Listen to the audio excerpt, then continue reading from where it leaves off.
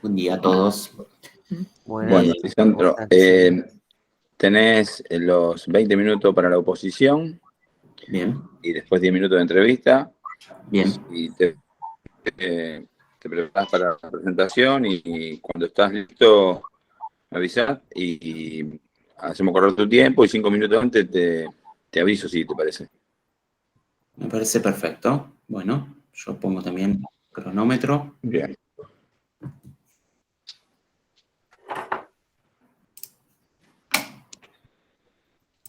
Cuando vos me digas más.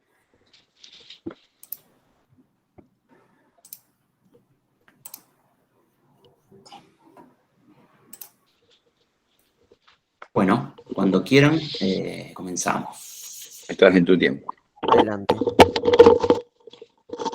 Bueno, buenos días a todos. Mi nombre es Lisandro Crivari. Voy a estar haciendo una presentación para el taller de diseño 3 del diseñador Matías Payás. Actualmente yo soy docente del área Teoría y Técnica del Proyecto Arquitectónico, subárea Expresión Gráfica. Lo que van a estar viendo aquí va a ser una presentación donde abordemos un marco teórico para pasar luego a una implementación de un ejercicio, con lo cual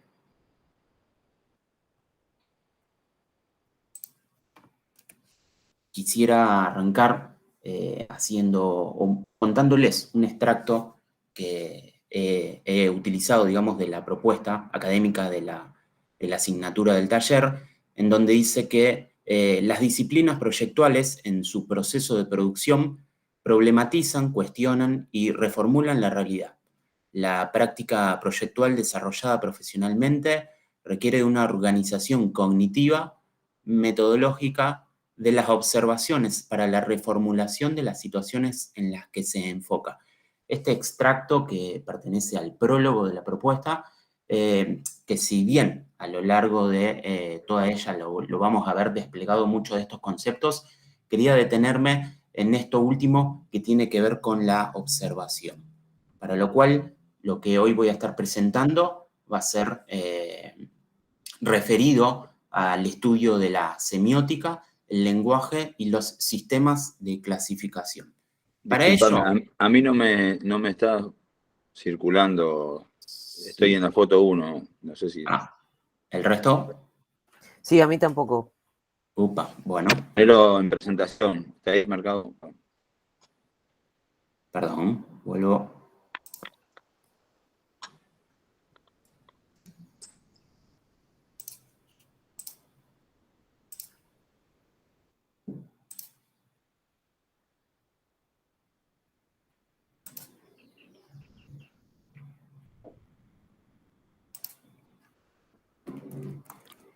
Ahora estoy visualizando.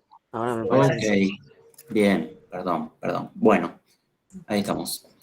Les decía que lo que íbamos a estar transitando era un análisis sobre semiótica, lenguaje y sistemas de clasificación.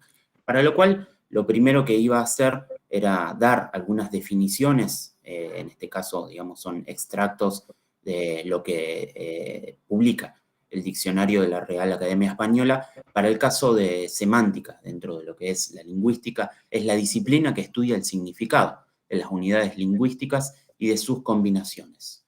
Más luego, el lenguaje, por supuesto, hay que hablar de ello también, es la facultad del ser humano de expresarse y comunicarse con los demás a través del sonido articulado o de otros sistemas de signos.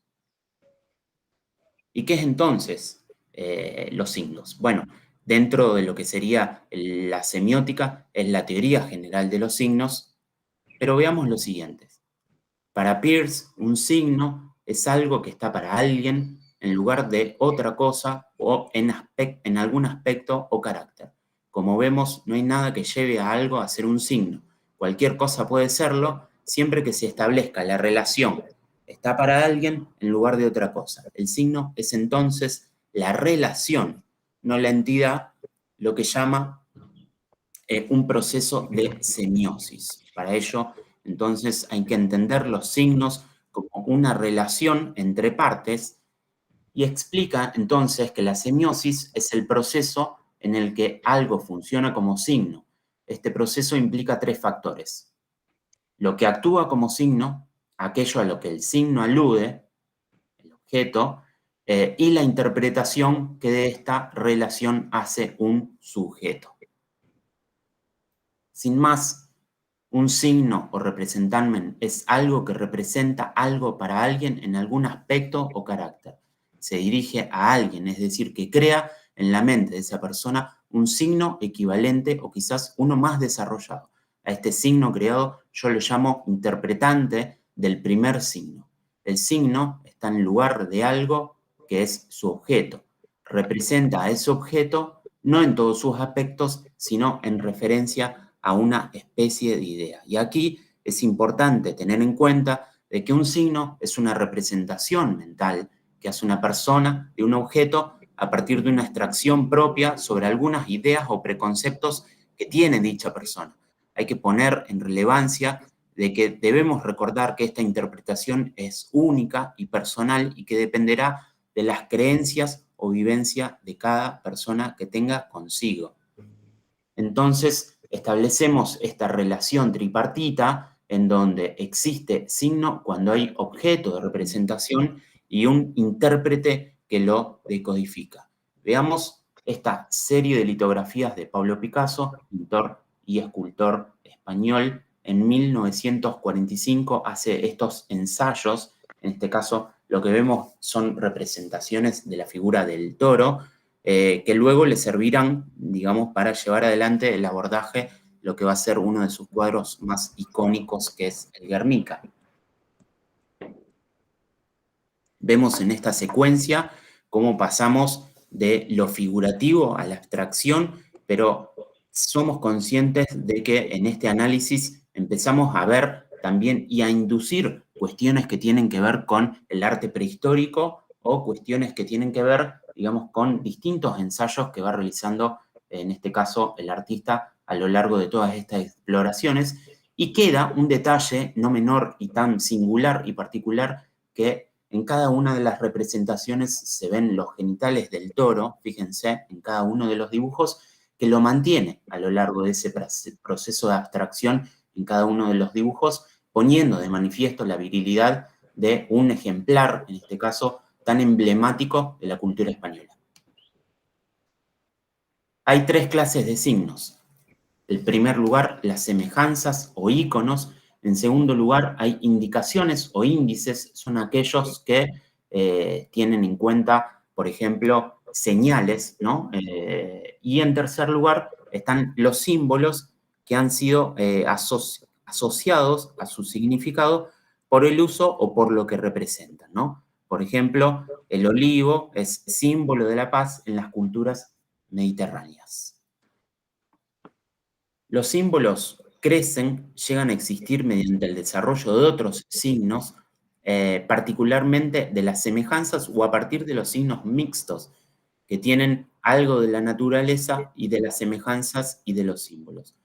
Las partes simbólicas de ellos se llaman conceptos. Si un hombre hace un nuevo símbolo, es mediante un pensamiento que implica conceptos. Esto es importante remarcarlo porque hay nuevas resignificaciones, ¿no es cierto? A partir de inducir en esto de introducir conceptos a la interpretación, bueno, es como se van reformulando y regenerando nuevos símbolos.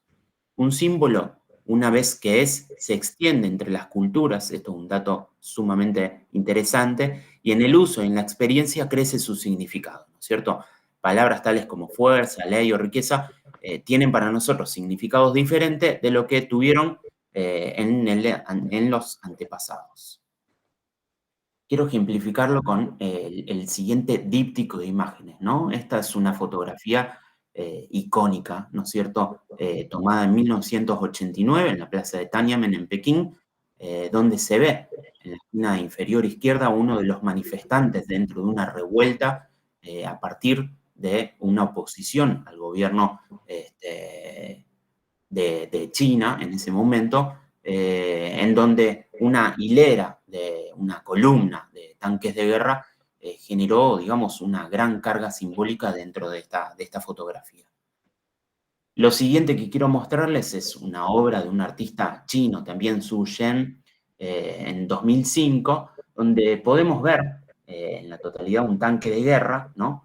Pero fíjense en la imagen de la derecha, donde empezamos a ver estas pequeñas huellas o impresiones que tiene sobre la carcasa, que son ni más ni menos que otra cosa que una seguilla de puños completamente desnudos, podríamos interpretar distintos manifestantes, ¿no? Sobre la carcasa de este tanque de guerra. Y por otro lado, un dato no menor, ¿no es cierto?, el fusil que forma parte de este tanque, completamente desvanecido, desmaterializado de ese material que forma parte, que es el metal, y vuelto un elemento completamente débil, ¿no? Sin duda que hacer la lectura de esta secuencia de imágenes ponen al intérprete en una situación donde necesariamente necesita hacer este hipervínculo con la historia para, de alguna manera, poder significar el resultado de este artista que nos propone en esta obra. Vygotsky, teórico de la psicología del desarrollo y fundador de la psicología histórico-cultural, entiende al lenguaje como uno de los instrumentos más importantes, pues hace posible la interacción social a través de la cual transmitimos los productos culturales. El lenguaje es precondición del pensamiento, lo configura. El pensamiento no se expresa simplemente en palabras, llega a la existencia a través de ellas.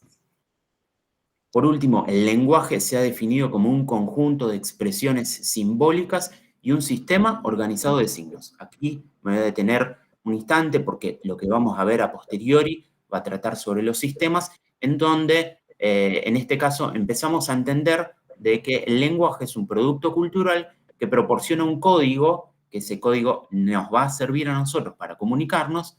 Entonces, el lenguaje no es solamente una herramienta de expresión, sino que también es configurante del pensamiento. Según Worf, el lenguaje lleva a cabo una actividad fragmentadora y categorizadora de la realidad para hacerla expresable mediante símbolos. Trata de imponer un orden, lo que en definitiva no es otra cosa que proyectar sobre la realidad un cañamazo conceptual y simbólico por el que parcelamos nuestro mundo con el objeto de hacerlo manejable y reconocible por el hombre, ¿sí? Estas dos categorías, la de fragmentación y categorización, para luego establecer un orden, va a ser fundamental para entender de aquí en adelante lo que va a estar expresado en esta clase. Quiero compartirles un video, ustedes me dirán si se escucha el audio, donde se va a ver una entrevista a un curador de una muestra llevado adelante por Andy Warburg, que es un teórico y crítico del arte alemán en 2011. La muestra se llamó Atlas y en esta exposición vamos a ver un fragmento sobre esta entrevista.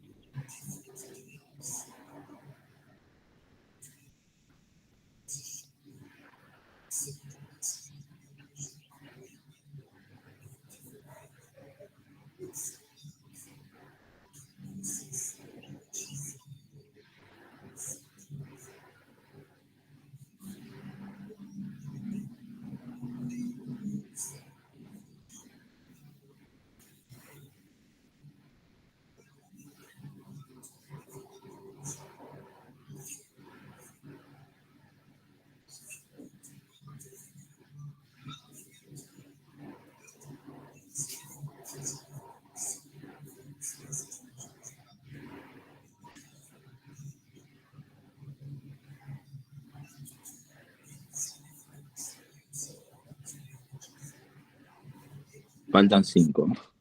Bien.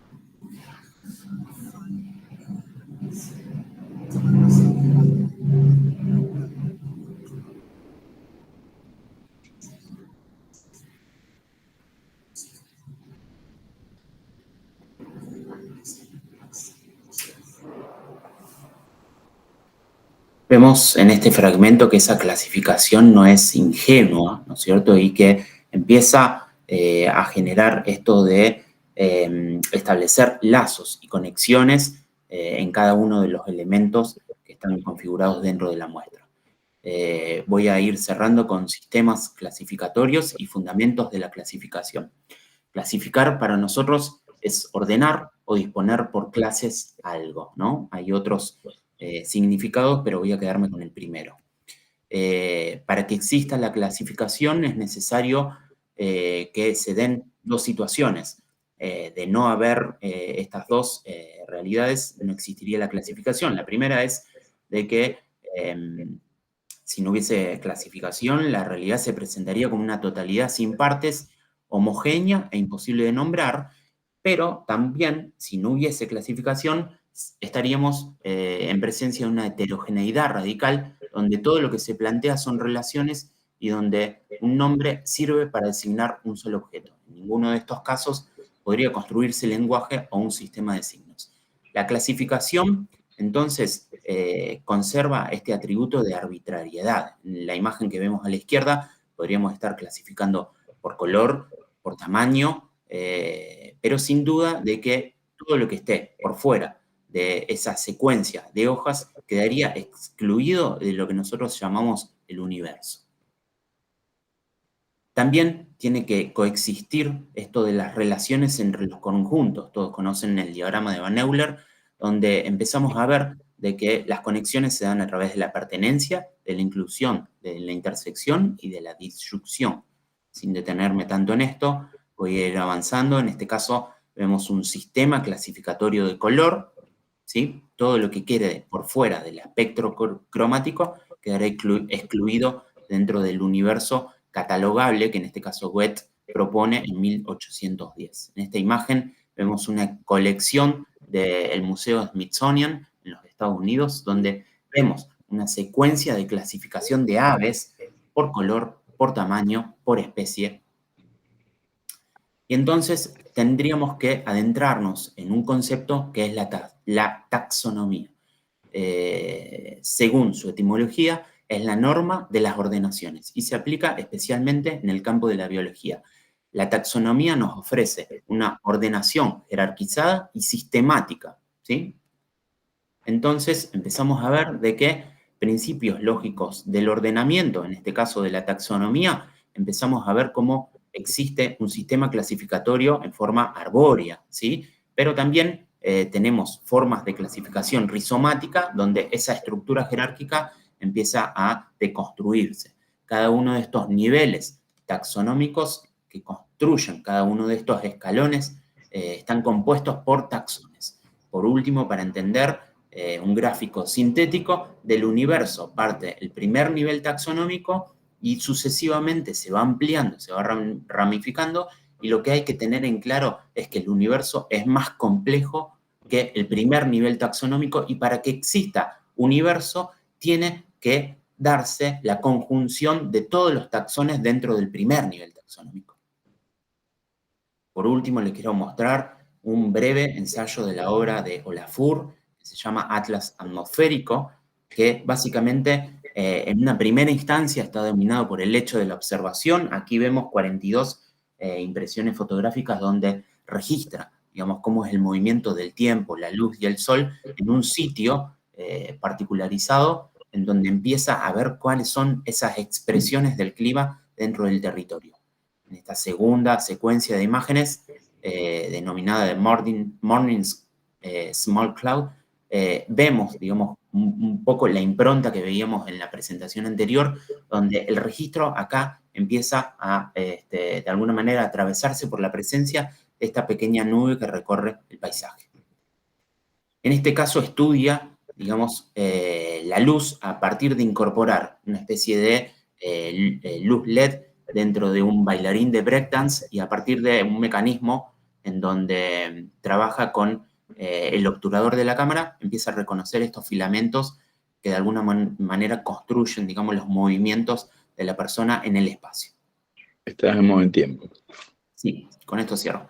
Ejemplos como, por ejemplo, esta instalación en donde coloca un péndulo y donde transmite esta línea de agua que cae sobre el piso, a partir de una luz estroboscópica va teniendo registro de cada una de estas situaciones, ¿sí? En una segunda instancia, un bloque completamente macizo de hormigón con sus caras puras, se introduce en el interior un fragmento, un bloque de hielo, en el que al descomponerse queda este contraste entre el exterior y el interior, en donde se puede observar la ausencia de la presencia de la ausencia. Por último, una instalación que tiene que ver con llevada adelante en los jardines del Palacio de Versalles. Vemos una corona de forma circular que en su interior recorre un fluido que a partir de aspersores generan esta especie de atmósfera casi en una situación de tiniebla, que genera, digamos, como una situación sumamente enriquecedora. Ahora, no perdamos de vista de que para construir ese escenario, de alguna manera imaginó de que el agua que iba a provenir de las fuentes iba a introducirse en este sistema de riego que se iba a expandir por el territorio y que en algún momento se iba a convertir en vapor de agua y iba a volver, digamos, a la atmósfera de nuevo. Esto es la última. Y si quieren, les puedo compartir el práctico. 5 minutos más.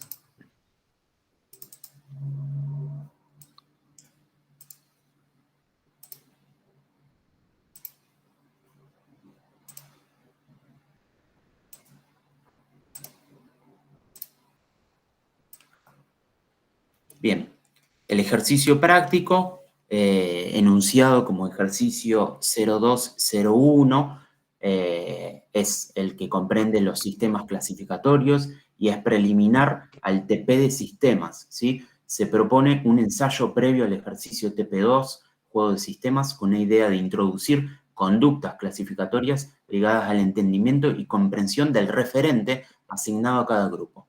El acto de catalogar no hace referencia solamente a contribuir con la forma, sino también a contemplar el análisis bajo una atenta observación a la exploración de las propiedades intrínsecas del modelo, absorbiendo la procedencia histórica e incorporar dinámicas del ejercicio proyectual. Entender la naturaleza del objeto permitirá construir un proceso cuyo insumo generado por el alumno servirá de conductor en la toma de decisiones proyectuales del siguiente ejercicio, ¿sí? Ahí está descrito cómo sería la implementación y básicamente la consigna es la siguiente: proponer una taxonomía morfológica a partir del caso asignado a cada grupo. Se deben crear categorías clasificatorias que se adapten a dicho caso. La cantidad de niveles taxonómicos va a ir de 2 a 4 y el objetivo es comunicar cuáles son las lógicas clasificatorias elegidas. Se podrá usar herramientas como la grilla, los patrones, la repetición, la nube de puntos, el uso de la discretización, etcétera, ¿sí? Afectar los resultados obtenidos del proceso de análisis a partir del uso de modificadores para reconfigurar el sentido del producto y explorar nuevas codificaciones. En este caso, yo hice un ejemplo, se da una fotografía de una casetera, se identifica cuál es el sistema clasificatorio, en este caso una grilla múltiple. La grilla puede estar de alguna manera atravesada por esto de reconocer cuestiones morfológicas dentro del ejercicio, como por ejemplo una grilla de construcción totalitaria o una grilla circular o una grilla cuadrada, ¿sí? vemos también de que se va a poder dar la superposición de estas grillas y reensamblar nuevas categorías, ¿sí? Cuando empezamos a reconfigurar la lectura de las parcelas presentes en cada una de estas plantillas, trabajando las mismas, por ejemplo, bajo el concepto de áreas o regiones, usando la herramienta de llenos y vacíos, estaremos en una instancia propositiva de diseño, ¿sí? Y empezamos a ver resultados como estos, ¿sí? En donde empezamos de alguna manera a superponer cada uno de estos estratos, cada una de estas layers, y empezamos a reconocer nuevas figuras, ¿sí? El uso de patrones son hechos configurantes de la forma, la extracción formal será vehículo para catapultar nuevos resultados e iniciar la siguiente etapa de proyecto. Algunos ejemplos, yo esto después se lo voy a estar pasando. Y por último, este ejercicio introduce la noción de que cada una de estas regiones van a poder ser extruidas configurando piezas, partes, elementos que de alguna manera van a ser significantes para la incursión del próximo ejercicio que trata sobre sistemas, ¿sí? Esto es un disparador, esto es una especie de nexo, conexión entre los dos ejercicios y sirve de condicionante y de referente al momento de llevar adelante la práctica siguiente. Sin más, eso es todo.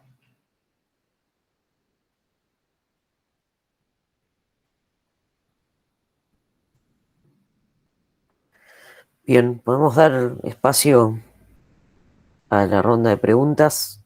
Estamos un poquito excedidos con el tiempo, pero bueno, por lo menos en mi caso es necesario.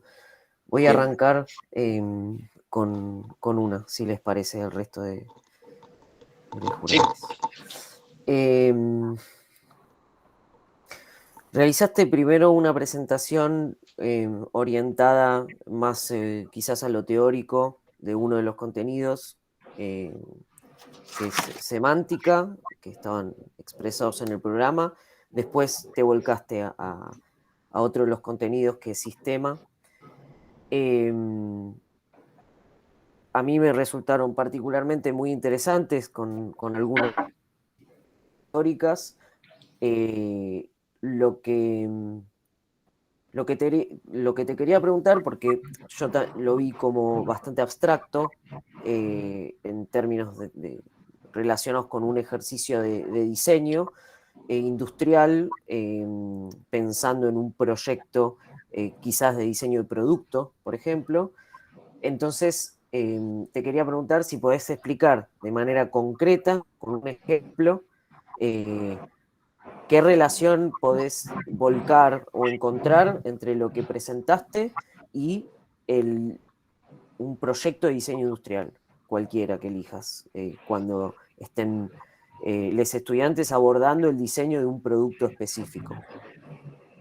Bien, sin dudas, digamos, de que lo que se propone como ejercicio es, digamos, en los márgenes de lo que es introductorio, ¿no?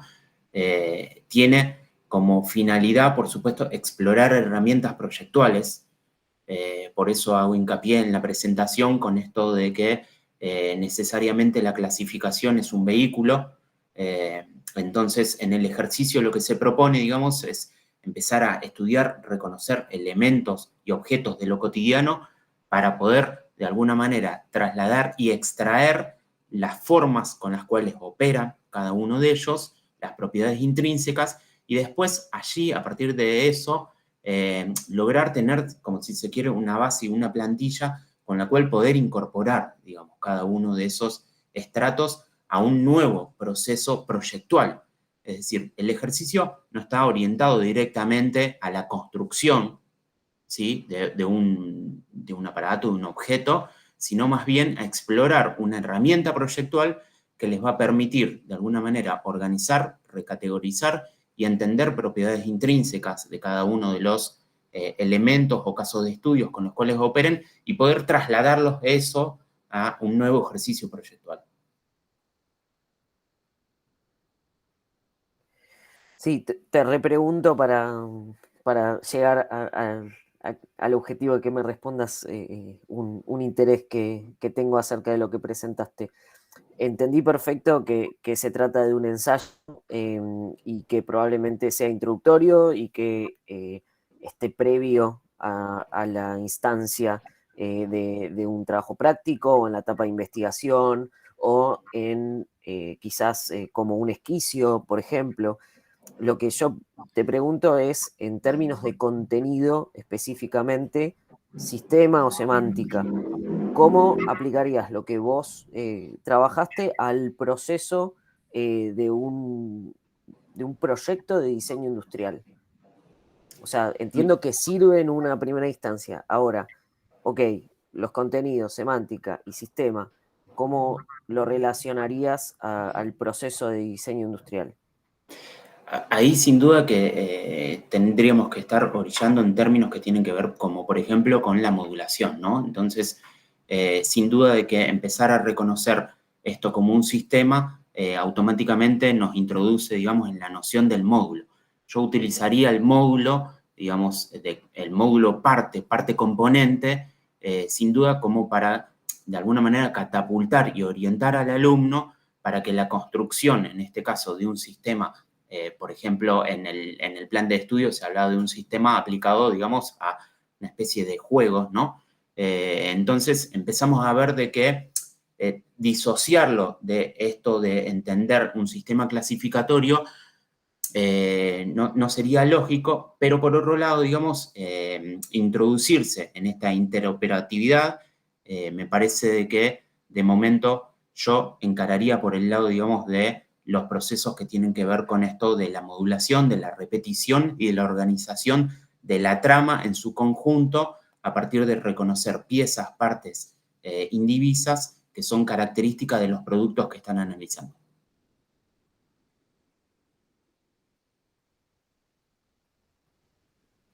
Gracias. ¿El resto de jurados quiere hacer alguna pregunta? De mi parte, no.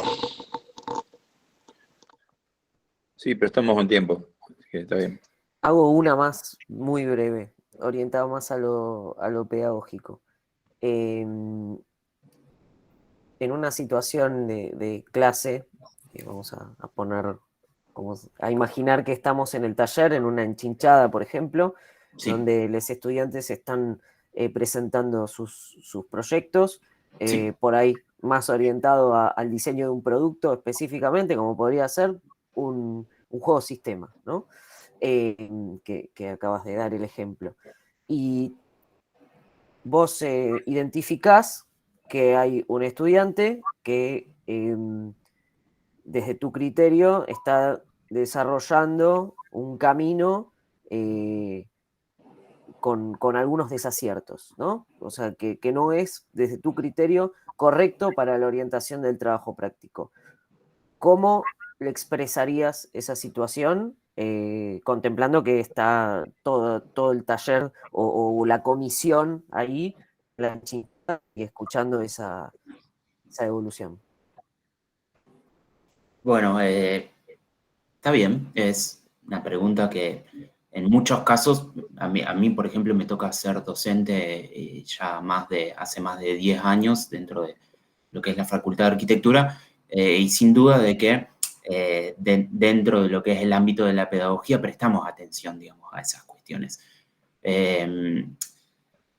A ver, yo creo que no hay que tratar de ser, digamos, como inflexible al momento de hacer una devolución, sobre todo, digamos, en una situación donde obviamente de que hay una enchinchada y lo que nosotros decimos como docentes genera como repercusión y también es tenido en cuenta por el resto del público que está allí presente.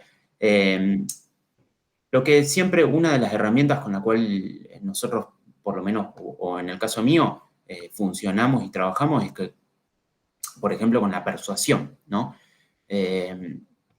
Esto de que de alguna manera, si nosotros tenemos instrumentos y argumentos como para manifestarnos ante la detección de un problema o de un error o de algo que realmente no esté funcionando, ver la forma de alguna manera, no digo de convencer al alumno, pero sí de persuadir para obtener resultados que de repente nos pongan en el lugar sobre los cuales estamos llevando adelante, digamos, la práctica y la búsqueda de resultados, ¿sí? Entonces, con esas cuestiones yo por lo menos tengo esa teoría de que no se trata, digamos, como de cambiar la forma o los resultados a partir de ser sumamente, digamos, como estricto con lo que se está diciendo, sino de que, de alguna manera, utilizando argumentos, ejemplificando, el contraste muchas veces sirve muy bien como para poner de manifiesto, ya que estamos dentro de una enchinchada donde estamos viendo una exposición colgada en una pared, entonces empezamos a ver de que distintas referencias o distintos resultados pueden de alguna manera generar ese contraste que permita al alumno visualizar cuál es el camino posiblemente correcto para llevar adelante el ejercicio.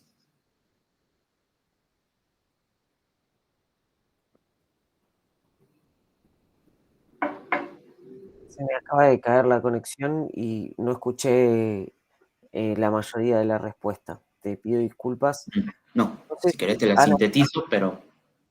Dale, si podés, en un minuto, como para tener una idea, después No, igual que yo decía puedo revisar el video. que en la práctica, por lo menos a mí que me ha tocado ser docente, no llevar adelante, digamos, un ejercicio de tratar de convencer al alumno, sino de persuadir. Y que en esto de que la facultad tiene una cualidad y una característica muy interesante, que es esto de exponer prácticamente bajo una línea horizontal todos los trabajos de diferentes alumnos, nos permite generar este ensayo de contraste. Muchas veces que en algunos casos sirve como para reorientar y readecuar toma de decisiones de algunos alumnos. Entonces, esto de visualizar la totalidad de los trabajos expuestos es una muy buena herramienta como para lograr, de alguna manera, articular mejores resultados. Muchas gracias. De nada. Gracias, Lisandro. Bueno, eso es todo entonces. Gracias. Gracias. Adiós. Adiós, gracias. A todos. Chao. Nos vemos. Chau, chau.